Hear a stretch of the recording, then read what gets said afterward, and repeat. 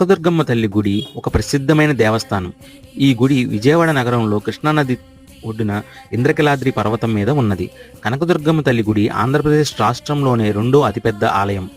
ఆలయంలో అమ్మవారి విగ్రహం సుమారు 4 అడుగుల ఎత్తు ఉంటుంది. అమ్మవారి మూర్తికి 8 చేతులు ఉన్నాయి. ఒక్కో చేతిలో ఒక్కో ఆయుధం ఉంటుంది. అమ్మవారు త్రిశూలంలో మహిషాసుని గుండెల్లో పొడుస్తున్నట్టు భంగిమలో ఉంటారు.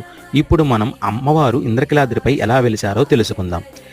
కృతాయుగానికి పూర్వం కీలుడు అనే యక్షుడు అమ్మవారి గురించి తపస్సు చేసి ప్రత్యక్షం చేసుకుని ఆమెను తన హృదయంలో ఉండమని కోరాడు.